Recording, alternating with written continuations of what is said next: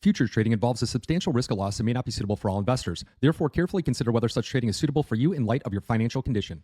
Good morning. It's Friday, January 30th. I'm Phil Streible, Chief Market Strategist at Blue Line Futures. So maybe a little CTA month-end profit taking is going on, as well as some of the headlines here with gold and silver collapsing as the dollar rises on Fed nominee.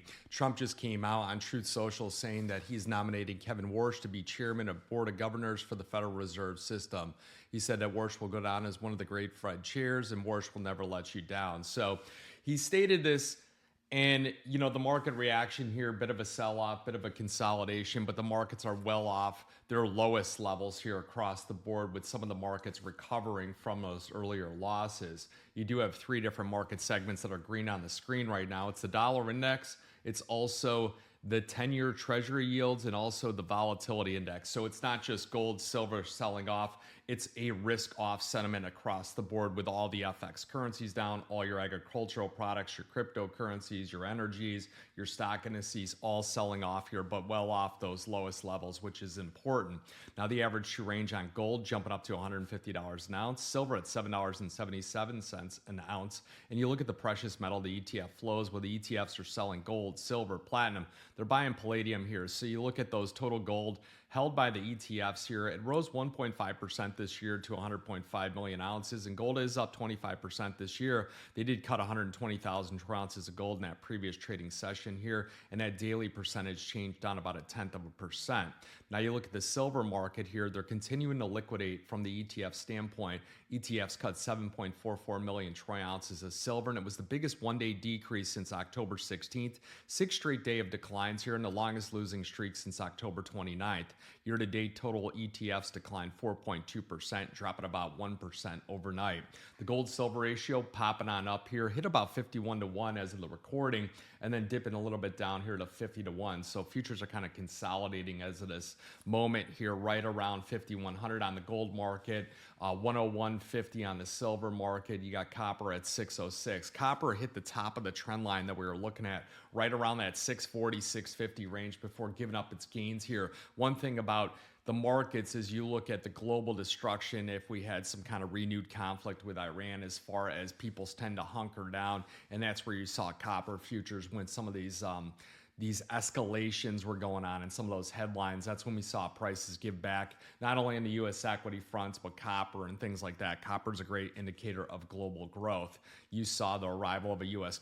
aircraft carrier strike group to the Middle East gave Trump this new, more forceful options to carry out threats in an attack on Iran, and the choices carry some serious risks of retaliation from Iran as well. So that was what really caused part of the sell-off yesterday as far as copper and U.S. equities, as well as some of those earnings that came out from your Mag 7. Now the precious metals miners, they are tumbling in a pre-market trading here, extending Thursday's losses as gold and silver are down, but again, recovering as of the recording. You look at the broader macro markets, well, the stock futures, they are retreating as the Trump administration prepared for Kevin Warsh to be nominated. It was really clear that he was getting nominated because of the fact that Trump stated this could have been someone who was qualified for the job a few years ago, and that's where you got the hint that it was somebody that he knew and was close and respected here. So the S&P 500 futures down about 0.4%, NASDAQ down 0.5%, Russell down just under about 1%, but again, well off the lows. You can hear me say that multiple times here. So the choice of Warsh for Trump's nomination to be the next Federal Reserve chair is kind of viewed as hawkish, other than the other contenders here. And he's long viewed as an inflation hawk. His the prospects, they kind of ripple through the market of him being appointed. We saw the dollar gaining against all the different peers. We saw treasuries fall. We saw the long end of the curve all rising. Again, that 10-year note up about 0.2%. And then you look at the earnings. So shifting gears to earnings, out of the 155 companies that have reported so far, 78% have beat the analyst forecast, 16 have missed.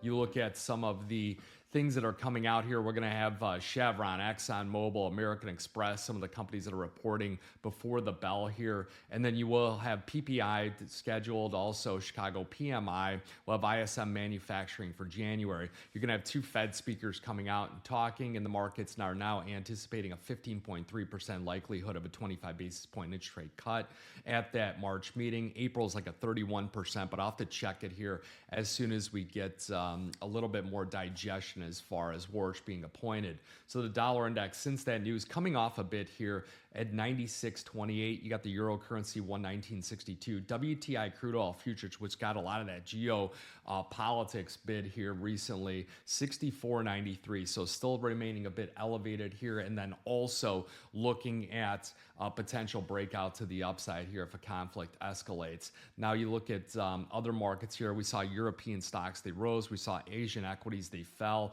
With tech really delivering those broader declines, dollar index making new lows, you're probably going to see gold and silver pop, which, yeah, it's already rallied about $2 off the lows since we've been talking here. The MSCI Asia Pacific Index falling as much as 1.2%. So you guys got any questions here, shoot an email at info@bluelinefutures.com. Remember, futures and option trading does involve risk of loss, may not be suitable to all investors. Good luck, good trading. Futures trading involves a substantial risk of loss and may not be suitable for all investors. Therefore, carefully consider whether such trading is suitable for you in light of your financial condition.